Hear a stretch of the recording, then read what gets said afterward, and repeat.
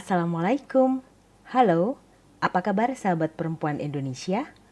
Ketemu lagi dengan saya Mams Kitias dalam sesi Moms Talk. Bahasan sangat menarik kali ini adalah mengenai kekuatan strong why. Kekuatan di balik kata mengapa. Materi ini akan disajikan dalam bentuk slide, di mana teman-teman bisa menyimak, mendengarkan, dan mencatat poin penting apa saja yang didapat dari bahasan kali ini. Teman-teman juga boleh menyampaikan pertanyaan melalui WhatsApp di nomor 0821 4060 9327. Dan jangan lupa, akan selalu ada exercise yang harus dikerjakan di setiap sesinya. Saya yakin setiap orang pasti mempunyai tujuan masing-masing yang ingin dan harus dicapainya dalam hidup.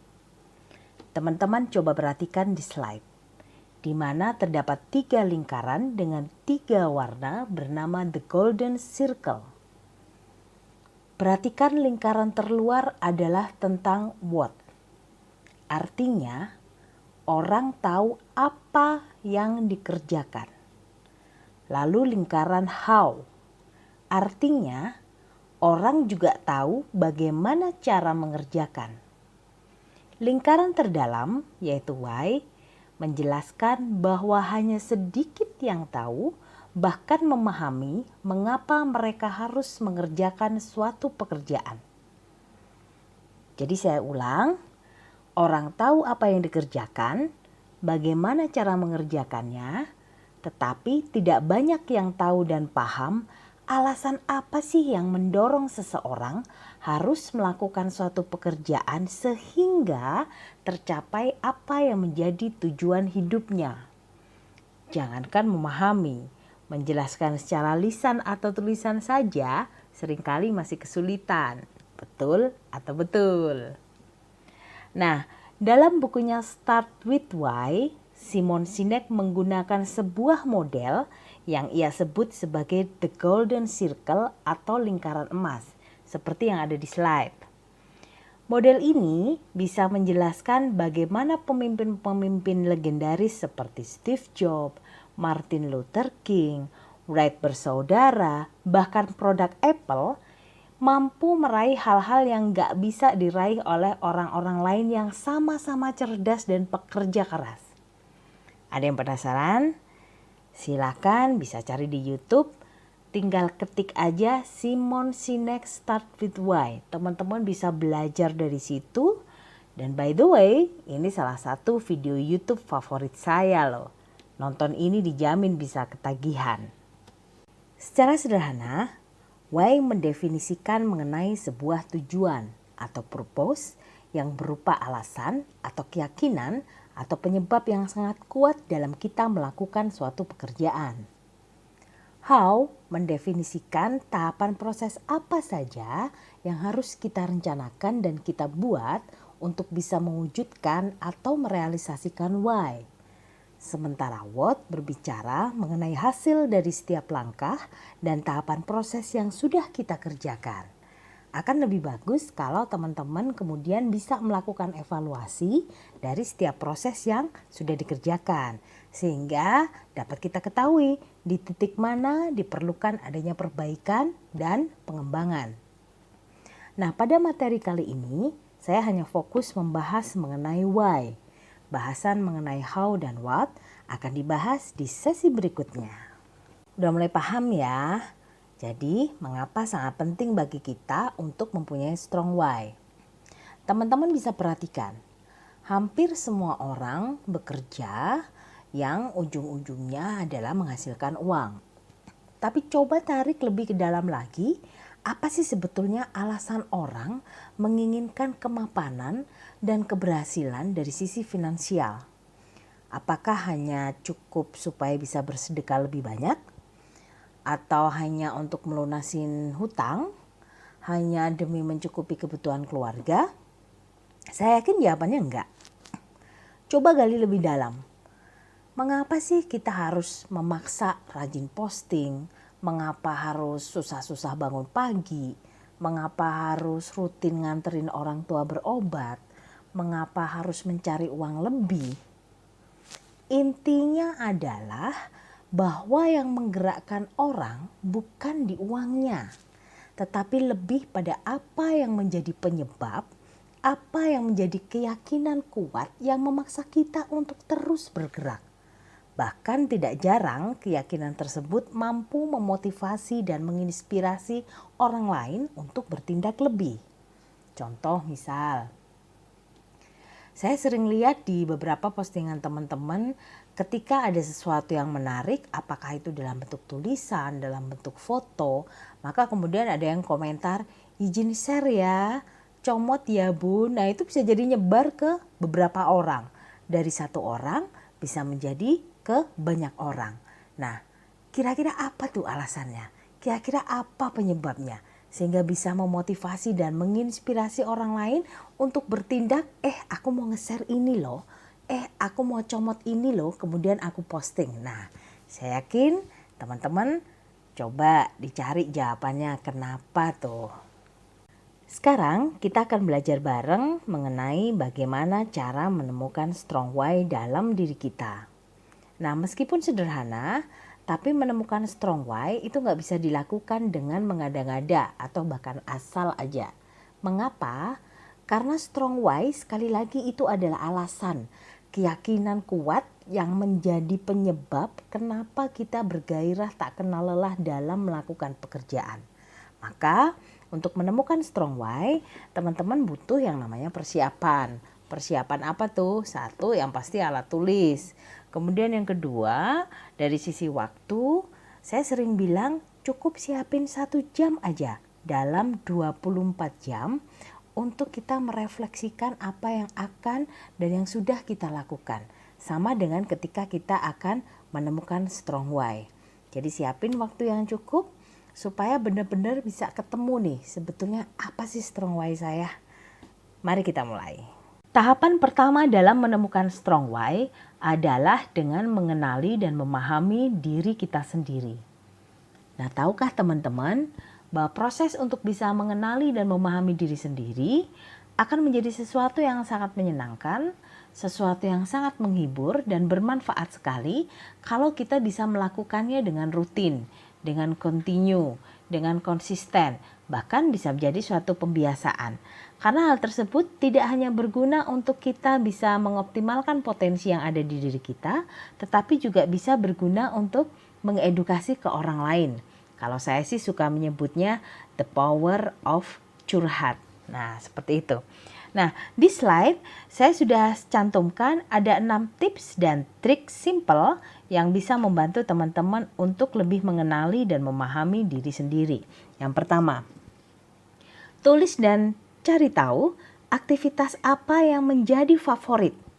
Tidak usah mikir yang ribet-ribet, cukup tulis saja aktivitas apa yang sering dan senang dilakukan. Berikutnya adalah tulis dan cari tahu apa yang menjadi kepandaian dan potensi dominan. Berikutnya, tulis dan cari tahu pula hal-hal apa yang sering dibicarakan. Karena kecenderungannya ketika kita menyukai sesuatu, maka kita akan membicarakan hal tersebut berulang-ulang kepada siapapun dan dalam momen apapun. Maka jangan heran kalau ada orang yang suka bercerita apapun kepada siapapun dan dia nge-share dengan sukarela. Tentu saja dalam arti yang positif ya. Nah, yang berikutnya adalah tulis dan cari tahu hal-hal apa saja yang paling ingin diketahui. Kenapa? Karena ketika seseorang ingin mengetahui suatu hal, maka dia cenderung akan terus mencari informasi atau belajar, bahkan menggali info di bidang tersebut. Nah, tahap yang kedua adalah banyak bertanya. Kenapa? Karena melihat potensi pada diri sendiri itu sesuatu hal yang gak mudah, apalagi kalau yang tidak terbiasa. Di mana kita juga harus bisa menilai dengan baik siapa sih dan potensi apa yang kita miliki. Nah, kalau teman-teman merasa kesulitan, bisa minta bantuan kepada teman, saudara, keluarga, orang terdekat, sahabat, atau bahkan orang tua yang mereka bisa memberikan masukan sebetulnya seperti apa sih kegiatan yang bisa membuat kita senang. Kemudian sikap apa yang sering kita lakukan. Sikap apa dan perilaku apa dari kita yang menonjol. Positif enggak sih ketika kita melakukan hal seperti itu? Bagus enggak sih? Dan apa efeknya untuk orang lain? Nah, itu terkadang bisa dilakukan dengan kita bertanya kepada orang lain. Nah, berikutnya adalah proses mendengarkan.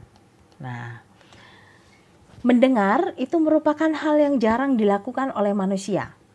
Padahal mendengar itu adalah kalau bagi saya fase paling tinggi ketika kita mau naik kelas menjadi seorang leader. Mendengar juga bisa membantu kita untuk mengetahui apa sebenarnya bidang yang kita sukai dan yang enggak kita sukai. Dan dengan mendengar pula, kita akan mengetahui apa potensi yang kita punya. Evaluasinya mau seperti apa. Kemudian ke depannya mau bagaimana. Nah, mendengar dalam arti ini biasanya yang sering berefek kepada diri kita adalah mendengarkan dari orang tua atau dari suami, seperti itu ya. Nah, yang berikutnya adalah jangan pernah takut untuk merasa berbeda. Kenapa? Terkadang kita menyadari bahwa apa yang ada di diri kita itu berbeda dengan apa yang ada di orang lain. Nah, tetapi kalau saran saya, sepanjang hal tersebut masih dalam koridor positif dan keahlian yang kita miliki atau potensi yang kita miliki bisa bermanfaat untuk orang lain, maka tidak masalah. Jangan pernah takut untuk merasa berbeda. Tapi bagaimana dengan perbedaan tersebut, teman-teman tetap bisa bermanfaat dan mempunyai nilai tambah yang itu berguna untuk orang lain. Nah, berikutnya adalah jangan pernah lupa juga untuk menghargai diri sendiri. Kenapa? Proses menghargai diri sendiri itu bisa membantu teman-teman untuk menemukan siapa sebetulnya jati diri dari kita. Karena potensi diri itu baru bisa diketahui kalau kita menghargai dan bisa mendengarkan apa yang sebenarnya menjadi keinginan kita. Apa yang sebetulnya menjadi kebutuhan kita. Gak usah yang ribet-ribet. Misalkan teman-teman menyisihkan waktu untuk me time di sela-sela kesibukan. Nah, itu juga salah satu cara untuk menghargai diri kita sendiri. Yang terakhir dan tidak kalah penting adalah lakukan introspeksi. Nah, untuk masalah yang satu ini banyak sebetulnya orang yang tidak sadar bahwa dengan introspeksi kita akan bisa melihat potensi kita itu sebetulnya seperti apa. Kita juga bisa menilai mana saja yang termasuk potensi, mana yang harus dijauhi, mana merupakan aktivitas itu positif untuk kita, mana yang itu tidak membawa hal yang positif untuk kita. Karena dari introspeksi atau dari evaluasi kita bisa menilai mana yang baik untuk kita, mana yang baik untuk orang lain, mana yang positif untuk kita dan mana yang positif untuk orang lain, mana yang tidak baik untuk kita dan mana yang juga tidak baik untuk orang lain. Tahapan kedua dalam menentukan strong why adalah lakukan proses mengingat, menemukan, dan mengumpulkan kisah kenangan yang teman-teman punya. Saya sering menyebutnya dengan kisah indemku biar gampang. Kenapa? Jadi coba siapkan waktu supaya bisa fokus ya untuk kita bisa membayangkan pengalaman-pengalaman atau kejadian-kejadian atau hal spesifik apa dalam hidup yang itu mempengaruhi dan membentuk karakter teman-teman bisa menjadi seperti sekarang.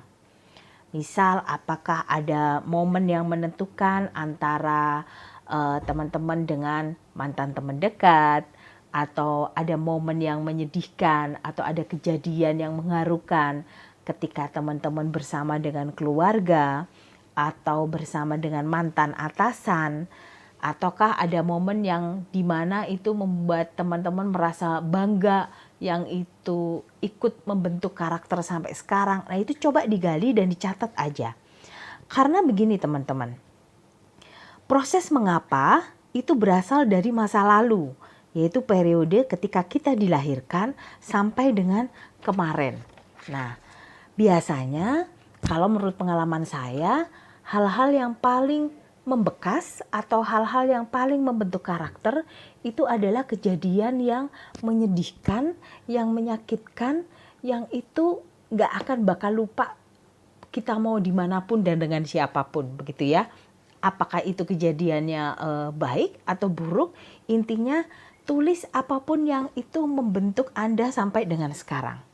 Nah, makin spesifik kisahnya, makin mudah teman-teman untuk bisa merasakan koneksi emosional dengan cerita tersebut. Nah, emosional inilah yang akan menentukan atau sebagai pengantar teman-teman untuk menemukan strong why. Nah, setelah nanti terkumpul, tulis aja dulu, tidak usah secara harus lengkap. Teman-teman boleh menulisnya mau urut secara kronologi juga boleh, atau dengan cara yang acak boleh, dan tidak usah yang panjang lebar. Cukup tuliskan 1, 2, sampai 5 baris sederhana yang itu mudah dipahami dalam satu cerita, dan itu sudah cukup kalau menurut saya. Jadi cukup 1, 2, atau 5 baris secara sederhana, tuliskan dalam satu paragraf aja. Nah, kemudian susun dalam bentuk cerita, gitu ya. Nah, contohnya seperti apa? Kita akan lihat di slide berikutnya.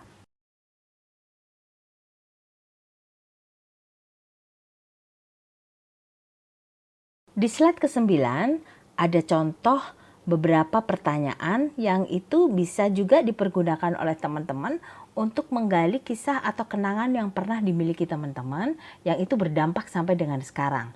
Contoh, siapa orang yang paling berjasa dalam keberhasilan Anda? Kemudian, ada breakthrough atau titik balik apa yang teman-teman alami dalam kehidupan yang itu mampu merubah 180 derajat dalam berperilaku sampai dengan sekarang. Kemudian ada kejadian apa pada hari itu yang membuat teman-teman memutuskan untuk harus bisa berpenghasilan secara mandiri. Nah, silakan itu dituliskan. Cukup 5 atau 10 it's okay, tidak usah yang terlalu banyak. Nah, contoh real begini. Saya sekarang lagi sedang proses dengan salah satu teman saya untuk mencoba menggali strong way yang dia punya. Nah, ternyata setelah dari beberapa kali curhatan, beberapa kali tanya jawab, kemudian saya tarik kesimpulan bahwa hanya ada satu hal, kenangan atau kisah yang membuat beliau harus berpenghasilan secara mandiri sampai dengan sekarang. Kalau dilihat dari background ekonominya, beliau adalah orang yang dari keluarga cukup mapan. Kemudian sekarang suaminya juga bekerja dengan mapan pula, sudah dikaruniai putra dan putri. Nah, tetapi beliau masih punya keinginan bahwa saya harus berpenghasilan.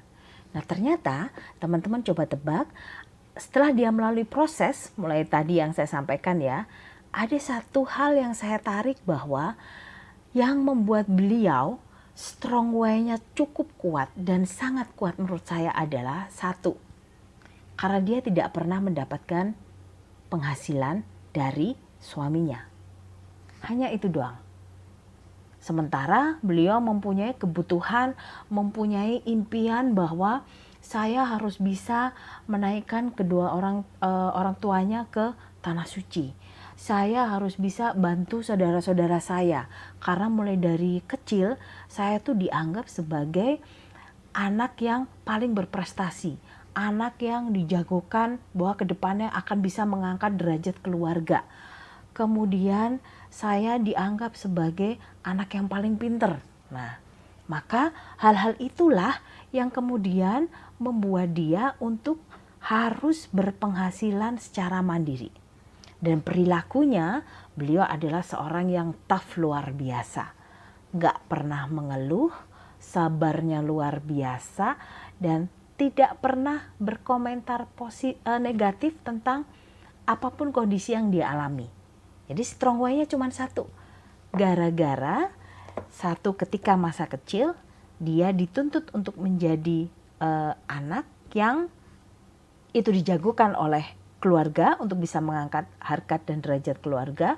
Kemudian ketika dia sudah berumah tangga, maka dia tidak mendapatkan penghasilan dari suaminya. Maka itu strong way-nya. Jadi satu trik kecil yang dapat membantu proses dalam mengumpulkan kisah ini adalah Setelah teman-teman menuliskan 5-10 seperti yang ada di contoh, pilih 5-10 kisah atau kenangan yang spesifik. Lalu pilihlah dan lingkari 3 cerita yang paling berpengaruh bagi Anda, kemudian ceritakan ketiga kisah tersebut terlebih dahulu. Karena kenapa? Kalau kita fokus pada kisah yang paling berpengaruh terhadap kehidupan, maka teman-teman akan terhindar dari godaan untuk nyeritain kisah-kisah lain yang itu kesannya berkaitan padahal enggak sama sekali. Akhirnya ceritanya jadi melebar kemana-mana. Jadi pilih 5-10 kisah kenangan yang spesifik, lalu pilih 3 aja yang itu paling berpengaruh dan berdampak pada diri sendiri dan kehidupan Anda. Silakan mulai dicoba. Nah, setelah teman-teman melakukan proses mulai dari mengingat, menemukan, dan mengumpulkan kisah atau kenangan, maka dengan menggunakan bagan seperti yang ada di slide, silakan teman-teman tarik 1 poin penting atau 1 tema dari setiap kisah atau kenangan yang sudah dikumpulkan. Contoh, misal kalau di slide ada membantu orang lain, maka ini harusnya menjadi poin penting dari kisah apa yang sudah teman-teman alami atau titik balik apa yang teman-teman alami yang itu membuat bahwa saya harus membantu orang lain. Nah, sama dengan ketika ada bagan di bawahnya membuat perempuan lebih kuat. Maka harus ada kisah atau kenangan yang itu membuat bahwa saya harus jadi perempuan yang lebih kuat. Nah, oke ya. Setelah terkumpul dalam bentuk bagan temanya, kemudian pilih 3 aja tema yang itu paling mendefinisikan diri Anda, yang paling menginspirasi, paling memotivasi, dan paling berdampak terhadap diri sendiri dan kehidupan sampai dengan sekarang. Jadi pilih 3. Nah, yang harus diingat oleh teman-teman adalah bahwa dalam memilih tema atau memilih poin penting dari setiap kisah atau kenangan yang sudah dituliskan dan dikumpulkan oleh teman-teman, maka harus mengandung 3 unsur. Yang pertama, tema tersebut harus kuat. Kuat dalam arti betul-betul itu menjadi titik balik yang mendefinisikan dan berpengaruh terhadap kehidupan dan karakter teman-teman sampai dengan sekarang. Yang kedua, tema tersebut haruslah tema yang motivatif dan inspiratif. Tidak hanya untuk diri teman-teman sendiri, tetapi juga untuk orang lain. Nah, yang ketiga, tema harus bisa menciptakan unsur keterdesakan. Nah, maksudnya seperti apa tuh? Unsur keterdesakan maka berarti apabila teman-teman tidak melakukan hal tersebut, maka tujuan yang diinginkan juga tidak akan tercapai. Contoh dari kasus yang saya sampaikan tadi, bahwa kalau beliau atau teman saya ini tidak berpenghasilan secara mandiri, maka dia tidak akan bisa membantu orang lain. Dia tidak akan bisa membantu saudaranya, dia tidak akan bisa menaikkan kedua orang tuanya ke tanah suci, dan dia tidak bisa bersedekah lebih banyak dan lain sebagainya. Jadi, pilih tema atau poin penting dari setiap kisah atau kenangan haruslah tema yang kuat, motivatif dan inspiratif, dan menciptakan unsur keterdesakan. Terakhir tetapi tidak kalah penting. Tahapan yang keempat dan terakhir dari proses menemukan strong why adalah menyusun mengapa. Jadi kalau tadi teman-teman sudah mulai mencoba untuk mengenali dan memahami diri sendiri, kemudian menulis dan mengumpulkan cerita, kemudian mengidentifikasikan tema. Nah, sekarang saatnya dari tema yang sudah diidentifikasi dan 3 tema yang sudah dikumpulkan, saatnya untuk mengubah menjadi sebuah rancangan pernyataan mengapa secara sederhana. Ingat, poinnya adalah format ini teman-teman bisa pergunakan karena ini adalah format yang paling mudah untuk memastikan bahwa pernyataan teman-teman itu cukup sederhana, dapat dilaksanakan, dan berfokus pada pengaruh positif Anda bagi orang lain. Nah, silakan digunakan format seperti di slide, ya. Nah, nanti ingat bahwa sasaran dalam membuat format ini, dalam membuat pernyataan ini adalah bukan pada kesempurnaan. Jadi yang dilihat bukan apa yang saya udah sempurna banget apa belum. Nah, itu bukan. Tapi yang kita lihat adalah dari seberapa pernyataan ini bisa mendekati yang paling mendefinisikan diri teman-teman. Jadi mendapatkan semuanya yang terasa benar dan tepat. Bikin aja dulu nggak apa-apa, karena kata-katanya nanti, pernyataannya nanti bisa dirubah dalam proses menyusun, dan kemungkinan besar juga pasti dirubah. Jadi tinggal teman-teman renungkan yang paling penting, kemudian itu bisa diterapkan. Jadi silakan diikuti format seperti yang ada di slide. Jadi yang harus diingat oleh teman-teman adalah bahwa dalam proses membuat pernyataan mengapa haruslah mengandung unsur satu, sederhana dan jelas. Kemudian dapat dilaksanakan, dapat diterapkan dengan mudah, berfokus pada dampak terhadap orang lain dan diri kita, dan yang terakhir harus bisa diekspresikan dalam bahasa afirmatif yang mudah dipahami oleh kita. Nah, membahas mengenai afirmasi, saya masih sering mendapati ada beberapa grup-grup teman-teman maupun grup-grup di komunitas yang lain. Biasanya mereka setiap pagi menuliskan apa afirmasi dari diri masing-masing. Nah, bagus-bagus sih, keren-keren sebetulnya. Hanya afirmasi ini akan menjadi lebih kuat kalau kita mengetahui, kalau kita sudah mendapatkan strong why dari afirmasi tersebut. Contoh yang sering saya dapati misal, afirmasi diri hari ini, izinkan saya beromset 100 juta setiap bulan. Izinkan saya closing 1000 produk setiap bulan. Nah, bagus sebetulnya afirmasinya, tapi akan lebih bagus lagi kalau teman-teman mempunyai alasan yang cukup kuat. Kenapa sih kok saya harus beromset 100 juta setiap bulan? Kenapa saya harus closing 1000 produk setiap bulan? Nah, maka afirmasi yang nanti akan dihasilkan akan menjadi afirmasi yang benar-benar itu bisa diwujudkan. Afirmasi yang benar-benar bisa direalisasikan. Karena kalau enggak itu sayang banget. Karena afirmasi just afirmasi, dan akhirnya itu menjadi suatu rutinitas yang itu dianggap tidak begitu penting, dan bahkan bisa jadi ada yang copy paste untuk afirmasi. Jadi afirmasi kemarin copy paste untuk afirmasi hari ini, atau bahkan mungkin copy paste dari punya temennya karena nggak ada ide, saya besok mau afirmasi yang apa ya. Nah, jadi ingat teman-teman bahwa untuk menyusun mengapa, perhatikan 4 hal seperti yang ada di dalam slide.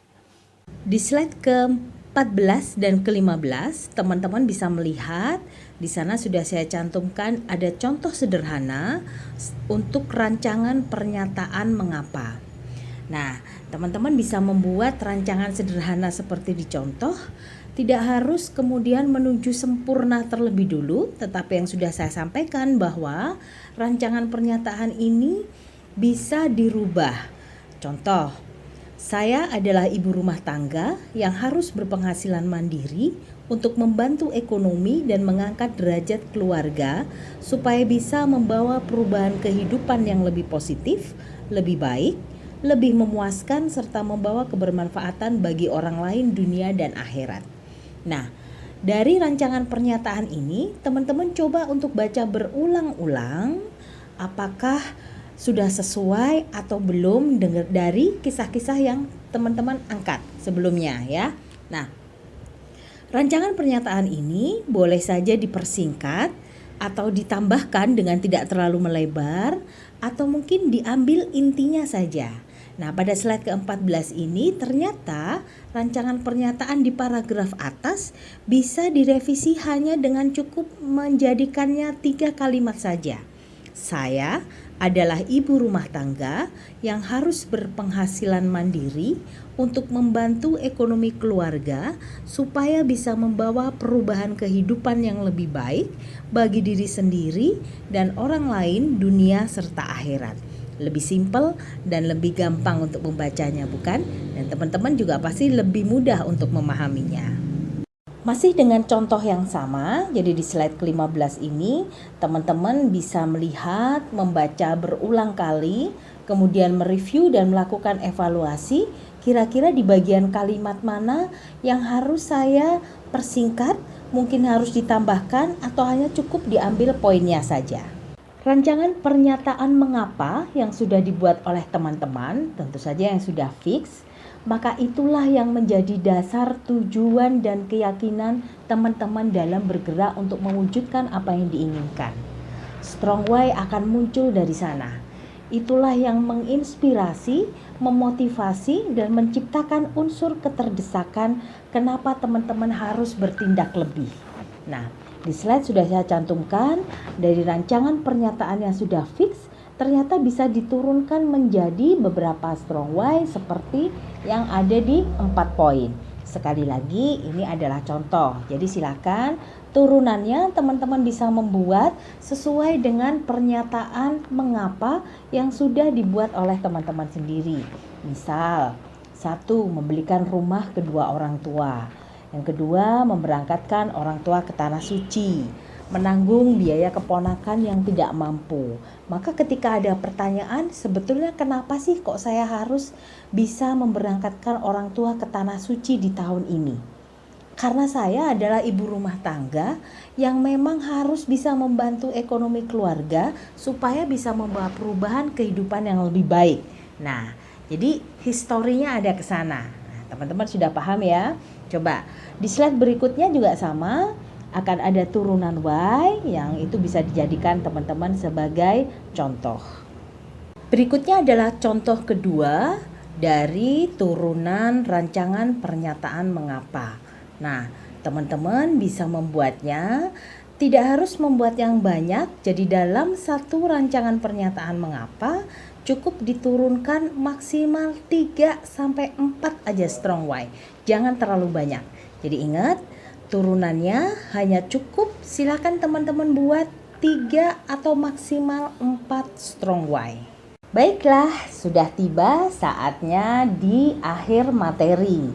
Nah, rasanya kurang lengkap kalau dalam setiap materi tidak ada PR yang harus dikerjakan. Kenapa sih kok harus ada PR? Ya memang harus ada PR supaya kita bisa berlatih berulang-ulang, maka itu akan menjadi suatu kebiasaan dan akan membentuk kita menjadi seorang yang expert di bidangnya. Nah, PR-nya nggak susah-susah amat kok. Cukup 1, temukan strong why dengan menggunakan metode di atas, mulai dari poin A sampai dengan poin D seperti yang sudah saya jelaskan. Kemudian yang kedua, turunkan strong why-nya. Ingat, cukup pilih 3 dan maksimal 4 strong why. Pilih yang spesifik dan paling bisa Anda lakukan, paling mudah dilakukan dan paling mudah untuk dipengaruhi oleh teman-teman. Kemudian yang ketiga, tulis dan jelaskan kapan Anda akan melakukan, apa yang akan teman-teman lakukan, dan bagaimana cara teman-teman melakukan supaya poin nomor 2 bisa terwujud. Nah, cukup 3, nanti silakan dikerjakan. Jika ada yang kurang dipahami atau ada yang kurang jelas, bisa ditanyakan ke nomor WhatsApp yang ada paling awal ketika materi ini akan dimulai. Cukup simpel kan? Dan harapan saya semua bisa mengerjakan dan semua bisa menemukan strong why masing-masing. Untuk lebih mempermudah teman-teman dalam memahami alur strong why, untuk lebih memudahkan teman-teman menemukan kisah yang menarik, kisah yang itu menjadi momentum dalam pembentukan strong why, maka sudah saya sertakan ada satu video yang menarik yang itu bisa digunakan oleh teman-teman sebagai cermin.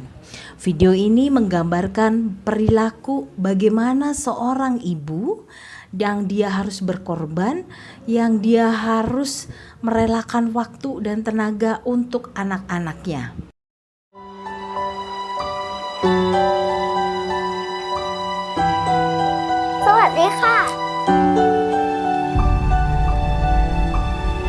แม่ที่ดีเป็นยังไงคือแม่ที่หาของดีๆให้ลูกกินคือแม่ที่ซื้อของดีๆให้ลูกใช้แล้วฉันจะเป็นแม่ที่ดีได้ยังไง2 ห่อค่ะนะมีบัตรไหมเนี่ยจ่ายด้วยบัตรราชการก็ได้นะนี่ชมพู่ลุงแถมให้เอาไปเถอะไม่เป็นไรจ้ะฉันไม่ชอบให้ใครมาสงสารถึงฉันจะไม่ใช่แม่ที่ดีแต่ฉันจะเป็นแม่ที่ทำทุกอย่างเพื่อลูก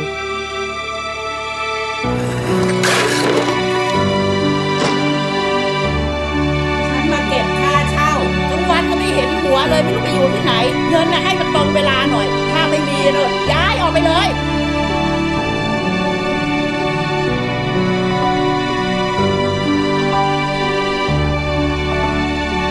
แต่ไม่ว่าฉันจะพยายามแค่ไหนฉันก็ไม่มีทางเป็นแม่ที่ดีได้เลย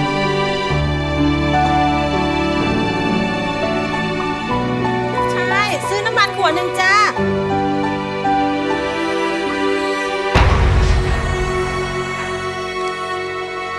ชมพู่ลูกสาวของคุณร่างกายขาดสารอาหารนะครับเด็กในวัยนี้ควรจะต้องทานอาหารให้ครบ5 หมู่ไม่อย่างนั้นจะส่งผลเสียต่อร่างกายของเด็กครับหมอขอตัวก่อนนะครับ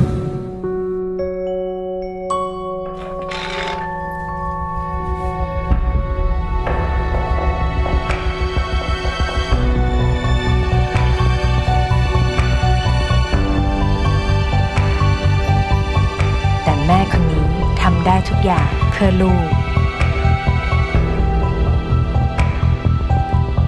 แม่ปาง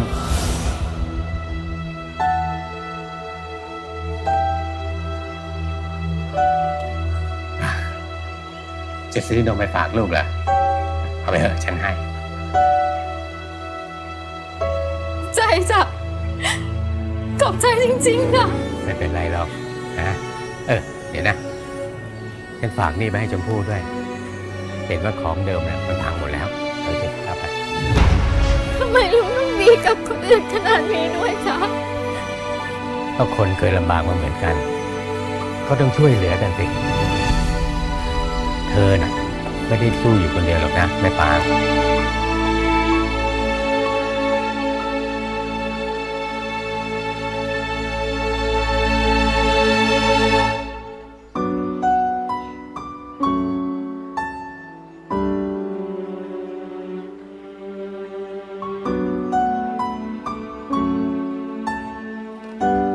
ถ้าหนูทำงานได้เมื่อไหร่หนูจะพาแม่ไปกินของอร่อยๆนะคะ รักแม่ที่สุดในโลกเลย หนูจะวาดการ์ดวันแม่ให้แม่ค่ะ หนูจะทำงานให้ได้เงินเยอะๆหนูสงสารแม่ เห็นแม่เหนื่อย หนูจะพาแม่ไปกินของอร่อยๆให้พุงกลางไปเลย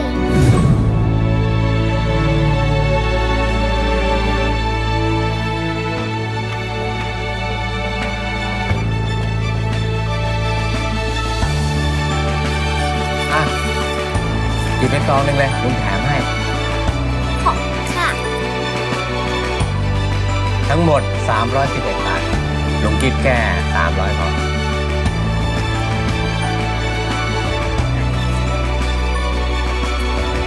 ไม่ว่าฐานะไหนหัวใจแม่ยิ่งใหญ่เสมอขอบคุณบัตรสวัสดิการแห่งรัฐและกรุงไทยที่ทำให้ฉันทำหน้าที่แม่ได้ดีกว่า Kalau teman-teman menyimak dengan baik video ini, ada satu momen, ada hal-hal yang membuat sang ibu memiliki strong will yang kuat terhadap anaknya.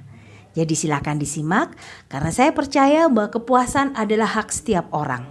Dan saya percaya bahwa setiap orang punya alasan tertentu kenapa dia harus bangun pagi, kenapa dia harus menginspirasi orang lain, kenapa dia harus memotivasi dengan orang lain, dan kenapa dia harus bertindak lebih dan berbuat lebih manfaat untuk orang lain. Karena merasakan kepuasan itu dimulai dengan kita bisa memahami secara pasti mengapa kita melakukan apa yang harus kita lakukan. Mengutip dari ucapan Simon Sinek di Start With Why, bahwa hanya mereka yang memulai dari mengapalah yang akan memiliki kemampuan untuk menginspirasi orang-orang sekitarnya dan menemukan orang-orang yang menginspirasinya. Semoga bermanfaat, jangan lupa dikerjakan PR-nya. Terima kasih dan sampai jumpa dengan saya di materi berikutnya.